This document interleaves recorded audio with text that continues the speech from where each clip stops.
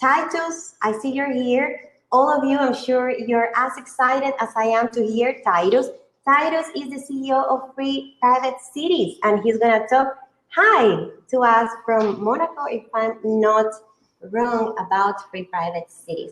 Hi, Titus, how are you? Hi, Natalie. Well, I'm locked in, but Monday I'm released. Thank you for giving me the stage, and thank you to Joe McKinney for organizing the conference, and for you, Natalie, to really lead us through all this. I followed several talks, and it's very interesting.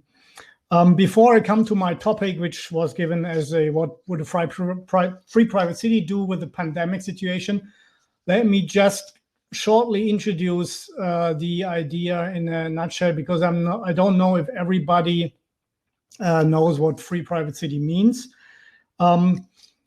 Imagine a private company offers you the basic services of a state, which is protection of life, liberty, and property in a defined territory. And you pay a fixed amount for those services per year. Your respective rights and duties are laid down in a written citizens contract, as I call it, between you and the city provider. For everything else, you do what you want. Instead of being subject to the government's or majority's ever-changing will, you are a real contracting party on equal footing with a secured legal position against the provider. And you only become a part of it if you like the offer. So in order to implement such a thing, which is called a free private city, internal autonomy would be necessary. This does not mean sovereignty under international law necessarily, but at least the right to regulate the city's own affairs independently. The establishment of a free private city therefore requires a contractual agreement with an existing state.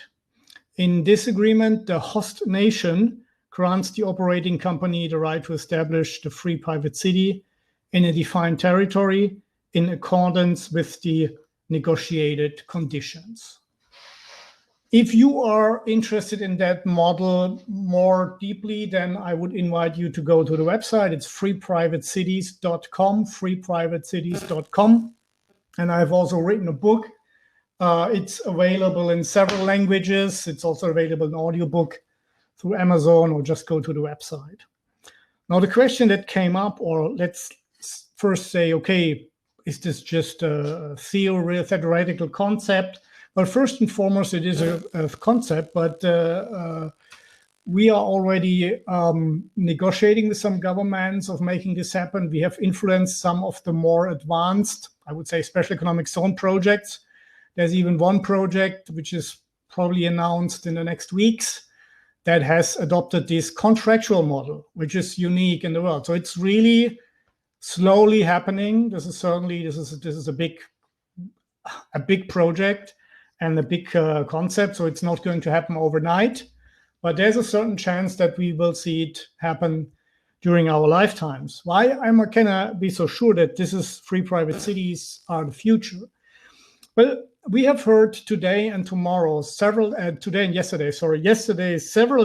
that parts of government can be provided as a service, which is absolutely true, including dispute resolution. But government itself is a service, and the free private city is basically the final concept of putting all this together. These single services are put together in one service, protection of life, liberty, and property, by a service provider. And you have a social contract that cannot be changed at will by one side unilaterally. That is one of the big problems in our today's world, that rules are constantly changed, but never by our side. And last but not least, the operator in a free private city has a profit incentive to treat his customers well. And there's a big difference, and we will come back to this point when discussing the pandemic. Now let's go to the question, what would a free private city do in the situation of a pandemic? So first we have to understand how this setup is working. So as I said, every single resident in a free private city would have a contract with the operating entity. And in this contract, there would be a clause that in special cases like war, natural disaster, calamities, There would be the possibility to limit the freedom of movement, for example, right? And on the other hand, you are always protected by a dispute resolution mechanism. So be it an arbitration panel or whatever you choose, or whatever you and the operator choose together, there's always something where you can go to and say, hey, this is not a natural disaster, what's happening here at the moment. So you can sue me, right? If I was the operator, let's assume for the rest of the talk, I am the operator and you are the customer, you are the client, the resident says, no, coronavirus is not a pandemic. It's just a normal influenza. I say, okay, but here are some evidences and you can go to court and sue me and then we will find out, right? But in this situation, I would say probably I would win. So the court would say, okay, there's really something special. People are dying more than usual in influenza times, and some doctors have died, and people on cruise ships have died, which is not normal in that season. So now we have an interesting situation because everybody has this contractual protection, and I basically promise protection of life, liberty, and property, and you pay for it. So you can claim damages against me if I'm not really fulfilling my promises. So there would be people who would say, well, let's assume there would be something like, okay, you cannot go out, right? Just as an assumption. I said, you cannot go out at certain times. And you would say, hey, this is against my liberties that you have promised you in my contract. And other people would say, no, if you do nothing, my grandma will maybe die, and then I sue you, and I sue you in advance because I do not want my grandma to die. So I'm kind of in between a rock and a hard place, right? So we have some residents who say I want more protection, and others say I want less protection. The one side of the resident says it's because protection of life, and the other says it's because of protection of liberty. So now this is not an ideal situation for me, but I can tell you this is not bad. And it's especially not bad for you. Why? Because these two forces, they're both are justified. These force me as operator with every solution I come up with that it has to be proportional, right? I cannot overdo because it's just hiding behind the law. I am liable for what I do from both sides. So I have to carefully first be prepared. Well, here's the thing. A coronavirus is nothing new, right? We had SARS and we had MERS, and we had others before. They were also from the type of coronavirus. And there are a lot of studies were around saying, hey, maybe this is coming again, so we have to be prepared. And there were some countries like France, they were throwing away their protection clothing just to save money. In Germany, they had a study in 2012, a big exercise in government. What happens if there's a new virus coming from Asia, right? They just disregarded anything that was recommended at that time. I mean, they can afford that, but I can't, right? So I have to be prepared as a private operator that is liable, because I know a pandemic can happen. A lot of people have predicted that. So I have to have at least some protection clothing, some mask, and maybe if some other things like thermometers to measure your temperature, something like that. It's not very expensive, right? And I have to have reserves for such calamities, be it a pandemic, be a natural disaster, flooding, whatever. I have to be prepared for that to a degree, okay? So that is the other difference, because I have other incentives. And the first principle in a free private city, if of course you are responsible for yourself, right? So if you're afraid of the virus, stay at home, right? It's as easy as that. On the other hand, I do not know, maybe the virus is really, really deadly so that people are just dropping dead like flies. So I cannot just go back and say, you're responsible for yourself, I do nothing. That is also not an option because people pay me for protecting them, right? And I say, okay, I have the infrastructure, I'm the private owner of the infrastructure of the city, so I have to do something, because otherwise people would say, okay, then we think a free private city is not attractive. If at the first calamity you're not protecting us, I'd better go back to my state. So I think the main difference, I will have to do something, especially in the early days when it was still uncertain, say in February or early March, it was still uncertain how deadly coronavirus is, right? Is it just kind of a heavy influenza, or is it really something that is, well, spreading heavily? We, at the beginning, said it's spreading heavily. People are probably have no basic immunity against it, and people die. Right, so I've seen in northern Italy, many more people than usual have died. So in the beginning, there was a really risk, and I would say the minimum you could do as a city operator is that you close the borders and say no new entrants, and if new entrants are coming, they go 14 days in quarantine. That's, for example, how South Korea has reacted. South Korean cities have reacted to that. And no more cruise ships. Right, so this was the first thing. No more cruise ships if this was a port city, and quarantine for new entrants. For the rest, I would first, because I have to act proportional in order not to get sued, I would have say, okay, then we protect the risk groups. Probably no tourists are coming during Corona times, so a lot of hotels are empty. I could rent a hotel for affordable price and say, okay, who feels very threatened can go into that hotel. We have special doctors there with special protection clothing, and they make shopping for you. Another idea is, which is a low impact restriction, is that there's an hour a day, normally it's in the morning, the first hour, where only the elderly can shop, so that they're protected against infection, because if everybody's running around, young people have no problem, they're infected, but the elderly people are endangered. So that is, for example, something that's happening here in Monaco, right? First hour in the supermarket, only the elderly can shop. So it's relatively easy. It's not a really big restriction. And I can recommend social distancing, distributing masks, also not expensive, and do voluntary testing if I have some test kits. So this is all what I would do in the first degree, the first step, which is still, somewhat restrictive, but it's still no lockdown at all. It's basically your decision if you think, okay, I better stay inside. The schools are run publicly, so they can privately. They can decide if they want. Right? What we had in many countries, if schools are still open, the teachers say we do not want to go to school because we are afraid that the pupils will infect us. Right? In other cases, the parents will say it's too dangerous for us, so we do not sending our pupils to school.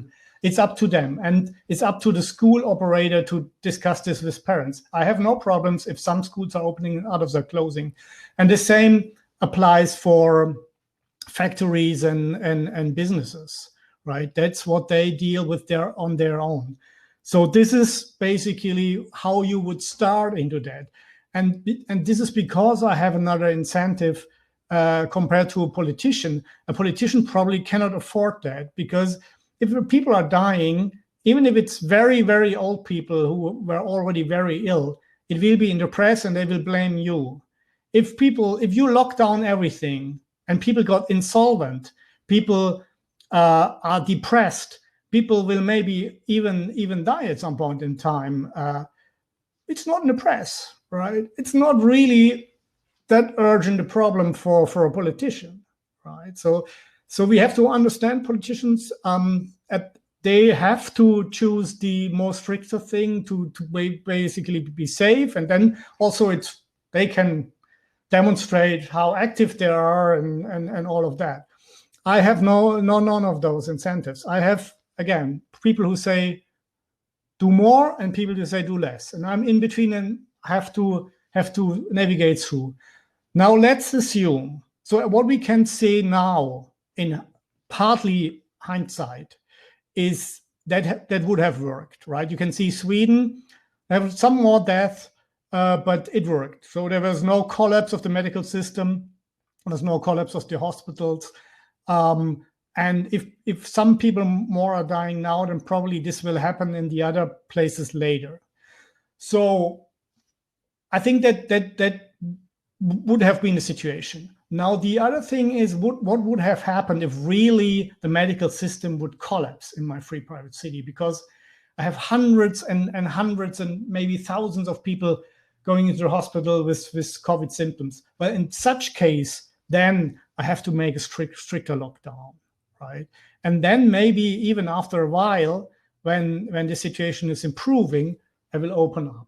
So in this case, it wouldn't have been so much of a difference, but in the first case that I've described you, we would have gone through that coronavirus pandemic much easier, with not more damage, and especially with less damage to the economy. And that is, in my view, part of the function of the private liability of the city operator. And last but not least, hopefully there wouldn't have been only just one free private city, but many free private cities all over the world at one point in time, or other special jurisdiction, where we would have always a look how they do it. How does it work there? Can we copy things that work, that are less restrictive to our residents? And that is, the more the case, the more such entities you have, the more special jurisdictions you have, you can really study much better what is working and what is not. That's all from my side. And if you have any question, I'm happy to answer them. So we have Alexa Burmasovic asking, which aspects of free private cities make them better at resisting infection compared to large or medium-sized nations? Yeah, of course. I mean, it's easier if you have a smaller population, right? If you have not a big country, if you have, say, something like 30,000 people or 10,000 people, then it's even possible if you early on close the borders and then say, hey, let's test ourselves voluntarily, and we find out nobody's infected, right?